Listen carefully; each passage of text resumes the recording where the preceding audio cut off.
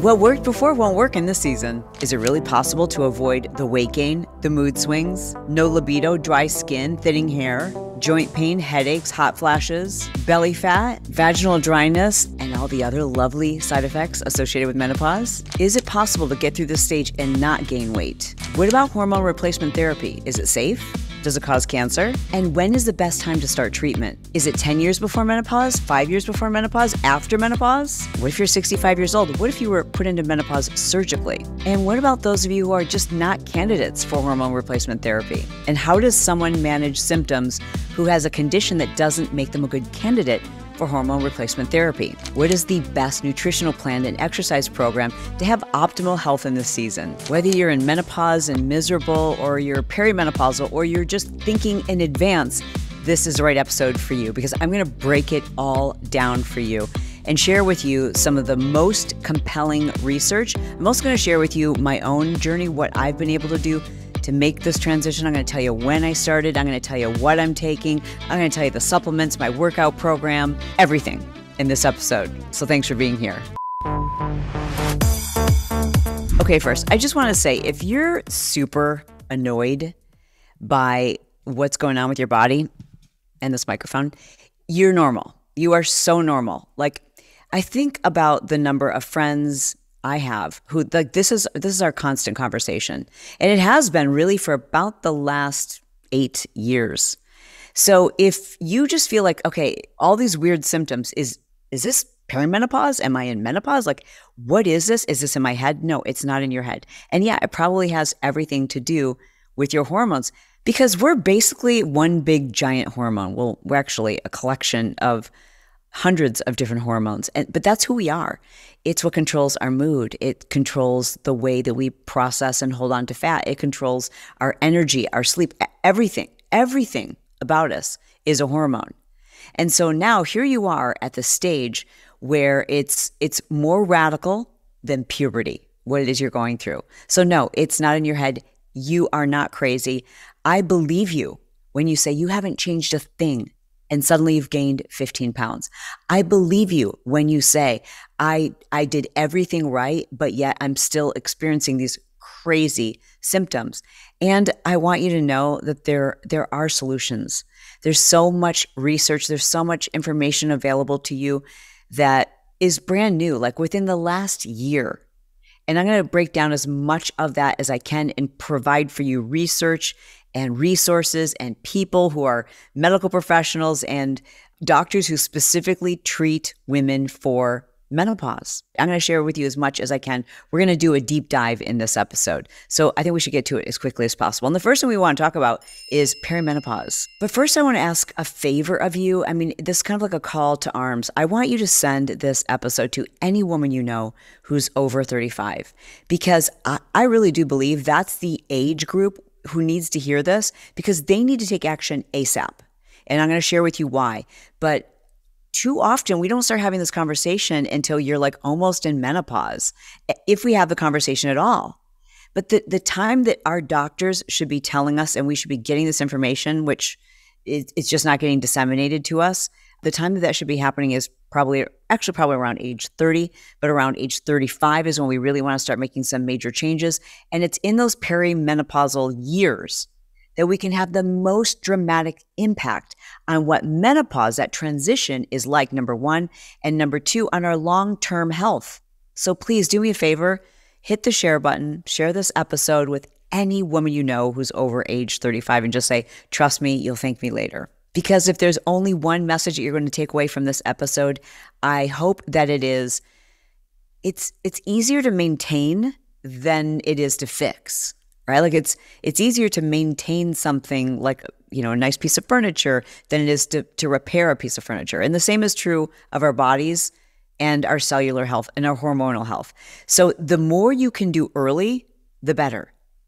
It is a myth and a misconception and a disservice that we haven't told women at a younger age that they need to start doing a lot of things I'm going to share in this episode. So help me get the word out. I really do appreciate that. It's kind of like we kind of take care of each other, right? Like, let's face it, most doctors get very little training whatsoever when it comes to women's reproductive health, and especially menopause. Almost every study that you look at, every FDA study on medications, etc., they use men in those clinical studies because we're complicated. And so it's a much more expensive study, no matter what it is. Like even the use of statins, that's a whole nother topic. But like even the use of statins, that was all approved based on studies using men, from my understanding. And now we know that they're virtually pointless for most women. That's a whole nother episode. Let's talk about why we need to start with perimenopause. What is perimenopause? Well, perimenopause is kind of like, it's like puberty's older, moodier, less predictable older sister. Like it's hormones gone wild. And for most women, it can start at anywhere from age 35 and up. Some women, it's 4 to 5 years before they actually enter into menopause. And for other women, it's 7 to 10 years. So the range is pretty vast. And that has a lot to do with epigenetics, meaning like how you're living your life, and then genetics, like, you know, mom and dad, like the genes that were passed on to you have a huge influence on your hormones and how and when they express themselves. So when it comes to perimenopause, you can be 40 years old and start having plenty of the symptoms associated with menopause.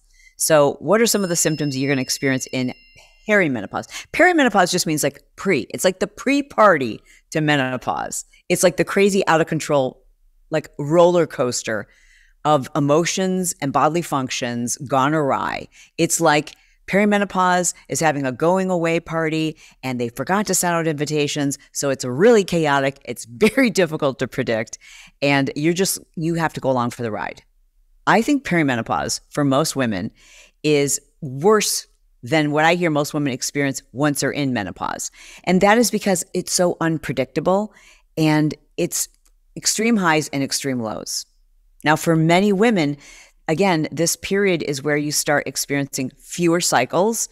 Like things start to become irregular. 1 month it's super heavy and then the next month it's light, and then you skip 2 months and then your next cycle lasts for 15 days and then you go 4 months without it. It's unpredictable, but eventually you start having fewer and fewer and fewer cycles.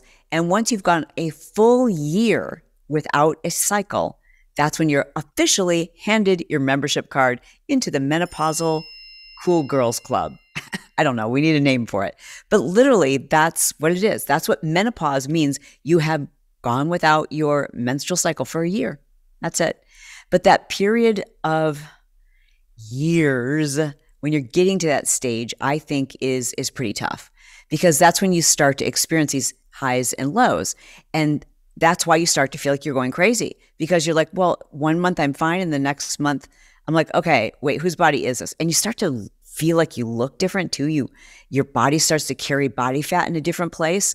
And that has a lot to do with, again, hormone disruption. And it's during this period where it's not uncommon for women to gain between 8 and 15 pounds. And maybe that's why you're here. You're like, I can deal with the mood swings. I can handle the hot flashes, but like this, where did my waistline go? Why don't I haven't done anything different. I'm doing the same workouts. I'm eating the same food, Chalene. I swear to you, in fact, I'm eating less. But why am I so thick around the middle? That is not in your imagination. That's the way the body works. As you start producing less and less estrogen, it's the body's way of it's like a protective fat, right? So when you are menstruating, the body puts, estrogen in particular, has a store fat for women on our outer thighs and hips, right? As we start to produce less estrogen, we need less of that protective fat. So the fat starts to form around our organs, also known as visceral fat. Now, visceral fat is like, first of all, it's the deadliest fat. It's the most dangerous fat. It's also why some women report just looking more apple-shaped. You're going to feel thicker in the middle, like suddenly you have back fat and a belly pooch where you didn't have one before. Visceral fat puts us in a bad mood, but worse than that, it comes with so many other negative side effects, including an increased risk of cardiovascular health, an increased risk of all-cause mortality, an increased risk of cancer, an increased risk that your genes aren't going to fit. And as your estrogen levels decrease, your visceral fat increases. Visceral fat is also highly inflammatory. So now you're also holding on to water weight. It's no wonder you're getting on the scale and going like, are you serious right now? Seeing the scale climb like that and your body changing when you know you haven't done anything different can be really depressing, which is why there's a really high rate of anxiety and depression as women enter into this perimenopausal, menopausal transitional state. At the same time, there's often an increase of insulin resistance and a decrease in the body's ability to metabolize carbohydrates and storing sugars as fat. So now we've got an increase of insulin resistance and a higher likelihood of type 2 diabetes in this stage. Did you know that in the United States, the percentage of women who are morbidly obese in the age range of 45 to 60, do you know what that number is? It's 65%. Okay, this is fascinating. When I was doing the research for Phase It Up and 131 method, I started looking through the internet at old family photos from like the 1800s and the 1900s, like looking at what did families use. I actually wanted to look at like what did people look like then? When did we start becoming in the United States a nation of obese? Like when did the kids start getting really overweight? And so as I started back all the way into the 1800s and looking at these old family photos, I found that I noticed everyone was thin, everyone except grandma. Anytime there was a woman in the photo who was over 50, which by the way, looks like 70 back then, but because there's no Botox, no hair extensions, no perfect ring light. So anytime grandma's in the photo, that's the only obese person. This is not something new. This is how our bodies have been designed. Like basically we were done. We were sent out we were no longer needed when we no longer were able to produce children. And so therefore, women died younger than they do today.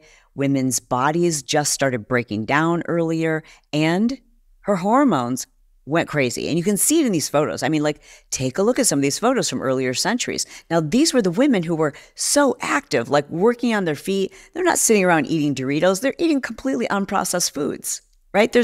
There was no soda or Doritos or French fries. They were eating unprocessed healthy foods off of the farm, off of the land. They were working all day. Why were they so obese? Well, menopause. To make matters worse, there are even more hormones that get dysregulated when we are perimenopausal, menopausal. Number one, leptin and ghrelin. Wonderful. So the hormone that makes us feel full basically gets turned off. The hormone that makes us feel ravenously hungry and just like never satiated, ghrelin, that gets turned up. And in addition to that, so does cortisol. So now it's like you have this perfect storm of weight gain. Like it's almost unavoidable. Almost. I said almost, and I'm going to share with you ways that you can mitigate your risk of weight gain as you make this transition. Unfortunately, there haven't been a lot of studies specifically looking at women and weight gain during menopause, but I am going to share in fact, I'm going to put all the links to the research that I'm citing today below in our show note. Like today is a really, really important time to make sure you're looking at the description, because I'm going to put so many important links in here, links to research that I'm going to encourage you to like print it out and take it to your doctor with you, because you have more of a vested interest than he or she probably does. I mean, their goal is, unfortunately, most doctors in our healthcare system are paid to treat you and get you out as quickly as they're not paid to listen to you. They're not paid to do additional research just for this one patient that's coming in with these symptoms. So you have to be your own advocate. And who better to do that than you? Like, you don't have a bias. You just want solutions. Below, I have linked the most recent study on menopause and obesity, and it's quite eye-opening to understand that this isn't in your head. You haven't been doing anything different, and that's part of the problem. We actually need to do things pretty different starting as soon as possible. Like if you're 72 years old and you're just hearing this, there are changes you can make right now. But the people who are perfectly positioned to have an optimal transition into the stage are those of you who are just beginning to experience perimenopausal symptoms. So in other words, the earlier the timing on all of this is key. The bottom line is this: as our hormones begin to fluctuate, we begin to change. So how do we avoid all of these symptoms that are related to, a loss of some of these hormones? It's not just calories in versus calories out. It's not just exercising more. There's more to it. And it's about our hormones. But the question is, how do we keep our hormones at an optimal level so that we experience optimal health? And the answer is obviously hormone replacement therapy. But a disclaimer, a big disclaimer, because I know there's a ton of people on the internet in particular who are absolutely against hormone replacement therapy. I've seen professionals who I've had on my show get attacked by these individuals. But let's face it, when there's a lot of money to be made, when health insurance companies don't want to cover a lot of this, of menopausal care, menopausal treatment, and certainly not perimenopausal treatment, then it's no wonder that there's going to be very strong opinions on both sides. I also want to say this. Whatever you choose to do is your decision. I'm just going to share with you the latest research from June of 2022 regarding hormone replacement therapy and the impact it can have on your health. And what you do with that is up to you. You should have a personal conversation with your physician. And if your physician denies you the right to either test or to consider hormone replacement therapy, then get a new physician, because you need to be your own advocate. You need to be your own advocate if that's what you choose. Now, you may not be a candidate for hormone replacement therapy, or you actually might be, and your doctor is looking at outdated research from perhaps 2002. It was in 2002 that the Women's Health Initiative, that goes by WIH, released a study that indicated hormone replacement therapy increased a woman's risk of cardiovascular disease, cancer, and all-cause mortality, and blood clots. This is so ridiculous that now we know a lot more about that actual study and how it was conducted and who it was conducted on and how flawed it was. This whole study has been disproven, but there are still doctors who are holding on to that because, you know, they learned it in 2002 when they were in medical school and haven't done much research since then. But if you take a look at some of the research again that I've linked below this episode, you will see very convincingly, we now know that women who start on hormone replacement therapy as early as age 50 to 59 had a 31% decrease in cardiovascular disease, cancer, and all-cause mortality. That report also clearly indicates that the later a woman starts on hormone replacement therapy, the less effective it is. So the earlier we can get women on hormone replacement therapy while they're perimenopausal and experiencing symptoms. Now, if you're not experiencing any symptoms, then should you test? There are varying opinions in this regard. You know what my opinion is? What would be the harm? Like, there were signs and symptoms I didn't even really acknowledge related to perimenopause. So the first time I went to my doctor, and I can't remember, oh, I do remember what it was I was experiencing, like bladder pain, bladder discomfort. And, you know, like for many women, the symptoms while you're perimenopausal are so infrequent and they fluctuate so much and they're so all over the place that you don't even realize, like, oh, this might be perimenopausal. You think to yourself, is it something else? Is it something that I ate? Is it because I'm not getting good sleep? Like you just can't put the pattern together. And so for myself personally, when I was, I believe, age 47, I went to my doctor and she was asking me if I had any negative side effects from perimenopause. And I mean, I just had I was like, oh, maybe this, maybe that. I was dismissing the symptoms in all the way that most of us dismiss symptoms. Like, is this something I'm doing? Is this in my head? Then we tested my levels because why not? So we tested my hormone levels and sure enough, many of them were off. So I started personally doing hormone replacement therapy. I believe it was age 48. By age 48, I was doing HRT. And again, my symptoms were very, very minimal. I was exercising a lot. I was already eating healthy. I dramatically changed my diet at age 45. And I believe it is that, combined with the changes I made to my exercise, which I'm going to share with you, as well as the supplements that I have been doing since age 45 till now, and starting on early hormone replacement therapy while I was perimenopause, and perhaps genetics, are some of the reasons why it has been such smooth sailing for me. Now, I did have in those, first probably couple of years of perimenopause, my weight did fluctuate, not much though, 5 pounds, which when you're 5'2", that's not fun. But my fear was like, is 5 pounds going to be 10 pounds? And then is 10 pounds going to be 15 pounds? Like, I don't want that. I don't want that to happen to me.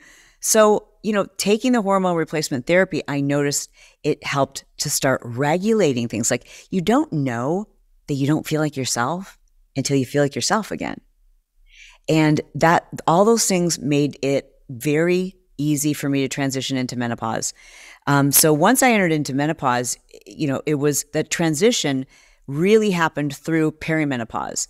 I never had hot flashes. And listen, some of you are like, I don't want to hear this. Go to hell, right? You're like, good for you. I'm trying to encourage that woman right now who does still have the option to make all of these changes. And that might be you. No matter what age you are, you can improve every aspect of your life and live longer and be healthier by doing some of these very basic things. And I say basic because I know they are simple.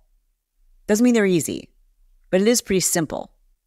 Sometimes it's hard, but it's still simple. But once I got my hormones in balance and we checked them, at first we were checking them every 6 months. Some people, that's not even the cards for you. Maybe your insurance doesn't cover it. It's all out of pocket.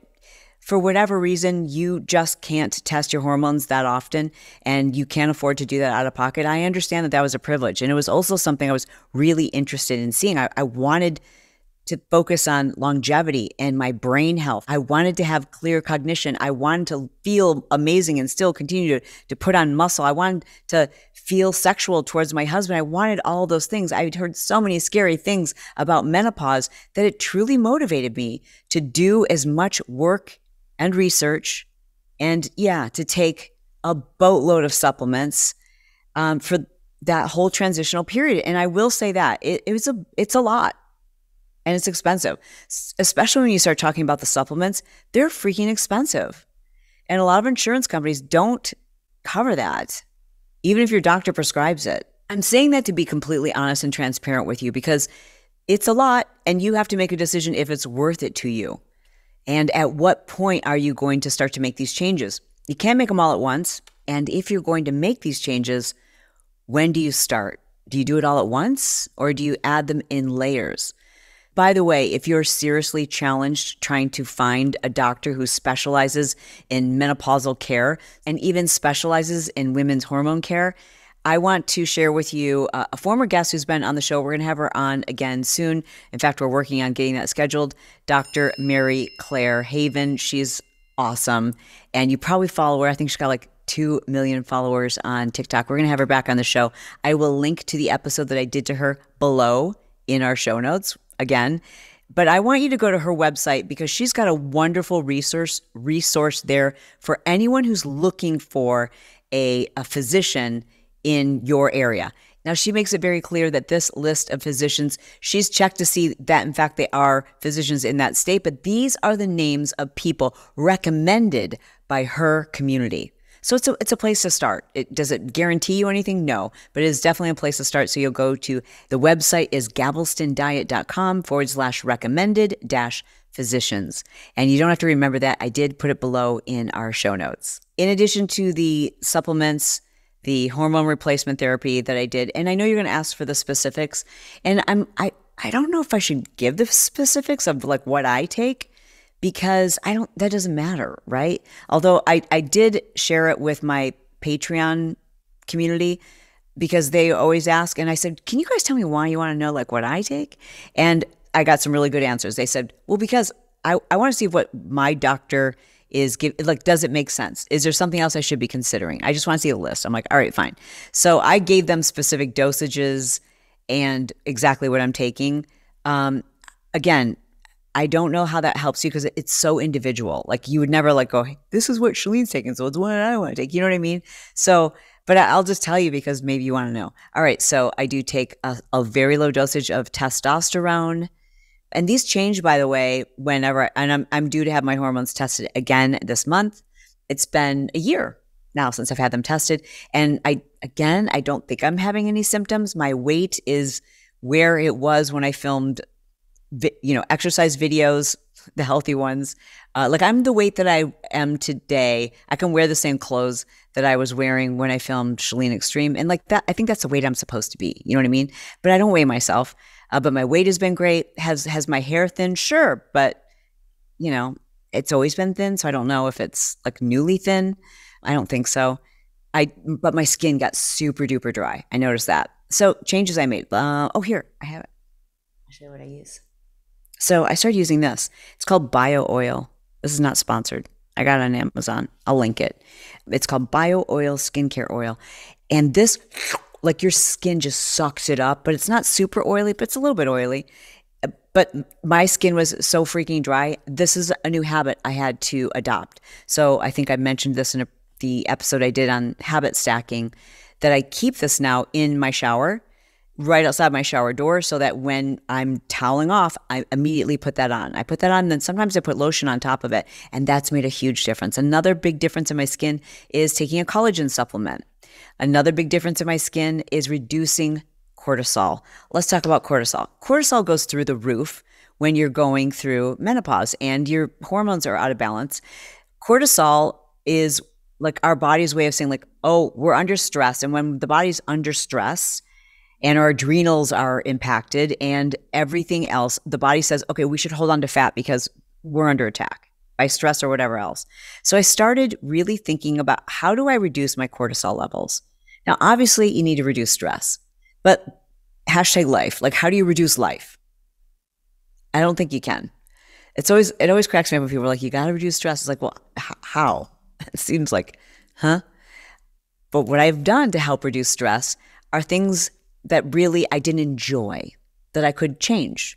Certain things and certain people you can't change. Certain things are just going to be in your life. But one of the things I did very differently is I stopped waking up at 5:30 a.m. to exercise.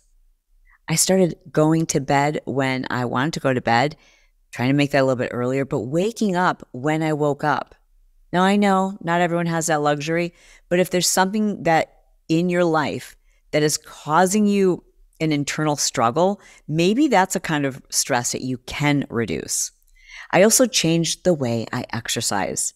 I stopped doing cortisol-inducing exercise routines. Like I stopped doing the stuff that put my body under so much stress, that constantly left me in a state of like, I'm never going to recover, that constantly left me tired, exhausted, and also having to like pump myself up to go that hard and to convince myself that I loved going that hard, and just pounding my joints, pounding my body, focusing way too much on intense, high interval cardiovascular work, which is great in small dosage, in very small doses as I get older.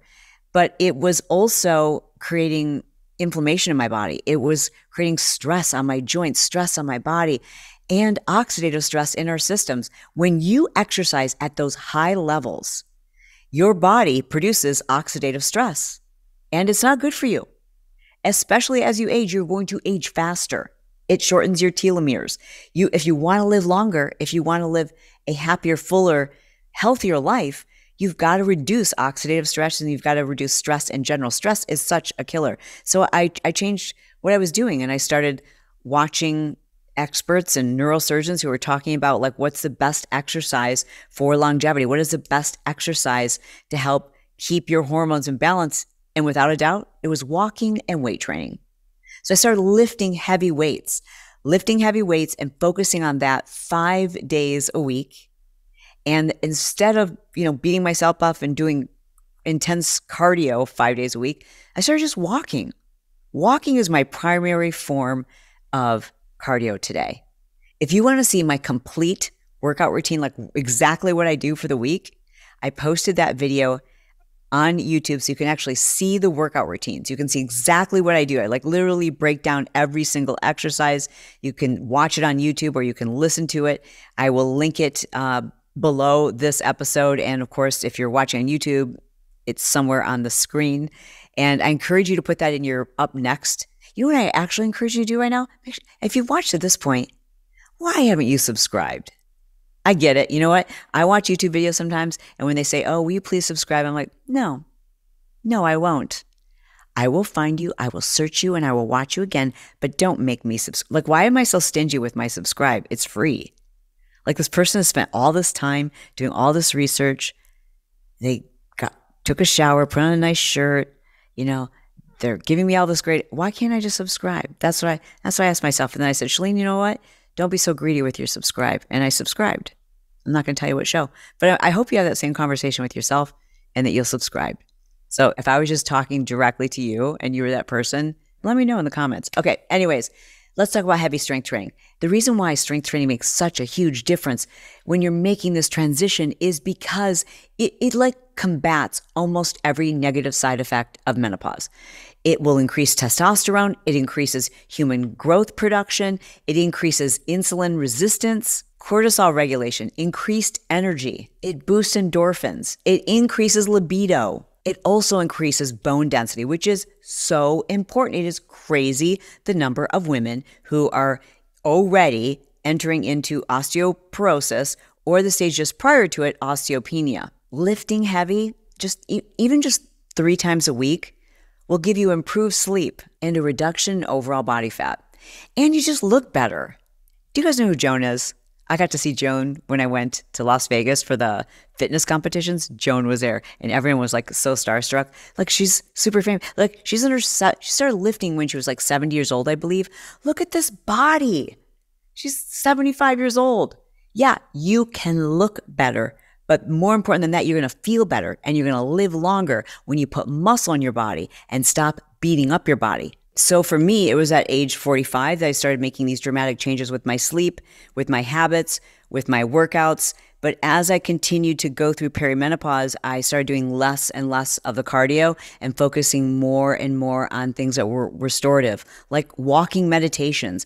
That also helps to reduce stress levels and cortisol levels. And especially for those of you who you've had to do a medically induced, you were put into menopause from a surgery.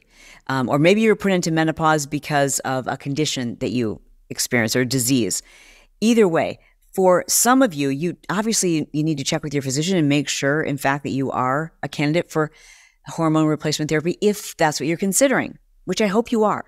I hope you will look at the research and you will realize that it's just a shame this has been kept from us for so long, that you really can have optimal health if you have optimal hormone levels, if you're a good candidate for that. But if you're not a good candidate for that, there are so many other things you can do, from your supplementation, your exercise, your sleep, and reducing stress. That's it. Those are your options. If you're not a candidate for hormone replacement therapy, or it's not something you want to consider for whatever reason, it's your body, it's your choice, then your options are you've got to look at every other area of your life and optimize those. Those areas include exercise, nutrition, supplementation, reducing stress. It's all the same things we hear. Oh, that's going to reduce your risk of cancer. It's going to reduce your risk of Alzheimer's, all of these things. And the sooner you start them, the better.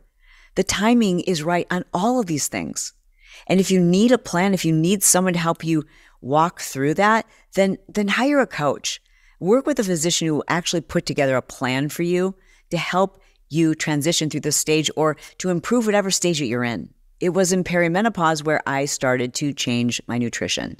So I've seen many of you ask, like, do we actually burn far fewer calories? You know, there haven't been any really conclusive studies looking at the rate of calorie burn in women as they enter into menopause, which is something I think we need to look at, because we are seeing women in menopause taking Ozempic or some other GLP-1 agonist, the Ozempic, the Mounjaro, all of those weight loss injectable drugs.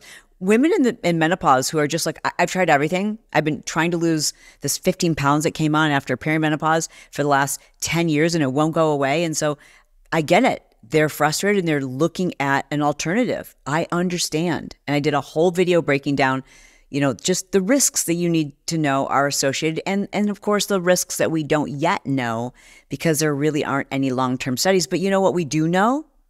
We do know that every type of disease that you could die from, you're at a much increased rate of having one of those diseases if you're obese. So for some people, it is the lesser of two evils. And I know what you're going to say. Oh yeah, but you got to learn to do it the right way. It's just a Band-Aid, blah, blah, blah. That's great. But what about that person who's like, I'm not going to go another 10 years obese. I know all the things that I should do, but I'm not doing them. And if this helps me do it, I'm willing to take that risk. I think it's the kind of thing you need to make a very informed decision, as you do when it comes to hormone replacement therapy. I wish I could point to just like one thing that I did and tell you like, okay, this is going to make all the difference in the world. All the weight is going to melt off you and you're going to feel and look amazing. But the truth is, I did everything. And not everyone can afford to do or wants to do hormone HRT. But all those other things, they're lifestyle changes and they're habits. And habits, the cool thing about habits, the cool thing about skills is anyone can develop them. You just have to have a strong enough why. And I hope that the way that you feel and the rest of the life that you have left to live gets you excited about making some of those changes. And I would make a list of like, okay, what's most realistic for me to do? One small change I can make this week. And then the week after that. And just start looking at ways that you can improve your overall symptoms, the way that you feel, and what it looks like for you to transition into whatever stage is next for you. Now, I know I said I would talk to you guys about supplements, but there's so many, and I just think it's almost going to be ridiculous if I tell you like all of the supplements that I took, some of which I don't take, some of which I didn't take while I was in Europe because I was like, I'd have to have a whole another suitcase for my supplements. And did I notice anything in particular? No, not really, because I took the ones that I definitely feel different when I'm not taking them. So I took my magnesium, oh my gosh, you guys, magnesium and weight gain, magnesium and so many other symptoms related to menopause. The research on magnesium in women's health is astonishing. I'll link to one of those studies as well. It's astonishing that you don't hear about it on the news, that magnesium can help a woman with depression, and there's 7 different types of magnesium, right? But if you are supplementing for most people, like 60, I believe the stat, don't quote me, I believe it's 60% of women are deficient in magnesium, and that's just below standard levels, which are lower than optimal levels. So I take magnesium every single day. I take 2 magnesium pills at night, sometimes 3, trying to work my way up to a higher number. Okay, I will share with you the magnesium that I take. The reason why I want to tell you about this one, BioOptimizer. When I started doing my research, and here's why I did it, my doctor, when I did a bone density test, I did a DEXA scan. And when you do a DEXA scan, they can see how much visceral fat you have. They can see where your body fat is. They can see how much water you're holding, how much muscle tissue you have, your body fat, and they can also see bone density. When I did that test, I found out that I have osteopenia. And I'm like, how is that possible? I'm doing all of the things. Well, a big piece of it is, of course, genetics. But another part was I was deficient in magnesium. Now, I thought, okay, bone density, then I need a good calcium supplement. No, it's specifically magnesium that makes a huge difference. So I started looking for a magnesium that had all 7 types instead of having to take 7 different bottles. And that's how I found this one. It's called Magnesium Breakthrough. I swear by it. You will feel a difference. You will sleep differently. And this is something, again, everyone, they have a dosage level on the bottle, but I think everyone's different. And I would say start with 1 or 2 at night and see how you feel. Magnesium Breakthrough, the company that manufactures this one is BioOptimizer. I've seen these on Amazon. Don't buy them on Amazon. Buy them directly from BioOptimizer. Oh, plus you get a major discount because you're a lifer, because I talked them into being a show sponsor. I actually found out about them by listening to another podcast. I'm like, okay, I'm going to do my research. And then I'm like, hey, would you guys be interested in being show sponsors? After I tried it and was blown away. We traveled with this through Europe. There are certain supplements I took with us because I feel a big difference when I'm not taking them. Anyways, the link for the discount on the magnesium will be in our show notes. I also take CBD, CBN, and melatonin. I take a sleep supplement because sleep is everything. But for some people who can't do melatonin, it's magnesium that helps them sleep. Like magnesium is a crazy, remarkable supplement. But please, and I beg of you, not to buy your supplements on Amazon. I know it's tempting. Trust me, I love me some Amazon shopping, but there are so many stories of companies. It looks like you're buying from the company a lot of times, but you have no idea how long it's been stored there. You don't know if it's coming from a third party. You don't know if you're getting counterfeit. And I've just heard so many horror stories from people in my own community who've ordered supplements on Amazon. they're just not great at policing it. So order them directly from the manufacturer, whatever reputable company that is that you're working with. And, I feel like this has been pretty long. If you want me to do a follow-up video episode of the Chalene Show with an expert, like, I've shared with you my own experience. I try to share with you some quality research, but I'm not a medical doctor. I'm not someone who specializes in hormone care or even the study of hormones. So I know you've got some specific questions about different types of HRT, whether it's pellets or injections or sublingual, like all of those things. By the way, I take a variation of all of those things. And there's a reason why I take a variation, and it's very personal for each one of those. And I've had this conversation with my doctor. So I feel like it would be a good decision to bring in a medical doctor who specializes in that. Maybe we can get Mary Claire or Kelly Casperson here. Drop the name of your favorite hormone expert below in the comments, and we'll bring them on to talk about the different types of hormone replacement therapy if that's something you're interested in. And I can get into the specifics of all the supplements that I take. And there's a lot, which is not to say that you need to take all of these, but some of them are pretty universal. Universal, like vitamin D, vitamin B, vitamin K, a good omega, making sure that you're taking a quality collagen, and for most of you, a fiber supplement. And of course, a multivitamin, hopefully one that includes zinc. But I mean, that's just the tip of the iceberg. There's so many other really helpful, really beneficial supplements that you may need to take. And I say may need to take because ultimately we should be getting like all of this stuff from our food.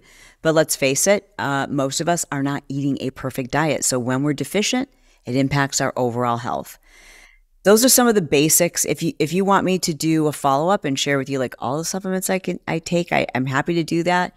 And again, like I said, I am not the person who is the expert on different types of hormone replacement therapies, how long you should be on them, etc. So let's bring an expert onto the show. I'll do that. Make sure you're subscribed so you don't miss it. And by the way, if there's anything you want to link to, like my blouse, which is from Amazon, don't buy your supplements from Amazon, but you can buy your blouses from Amazon. If there's anything ever you want the link to, just drop it in the comments. And we try to do I do you guys notice we always come back and comment. So thank you so much for those of you who are sweet enough to leave a comment, especially on the YouTube video. Really appreciate that. And inside our Patreon app, we've got a Patreon party this week. So if you're not a Patreon, we do this like cocktail hour once a month. It's really fun. Check it out. We'll put the link to Patreon below this episode as well. But, I'm just happy you're here. Thank you for subscribing to the show. It really does mean a lot. I love you. I mean it. And I'll talk to you soon.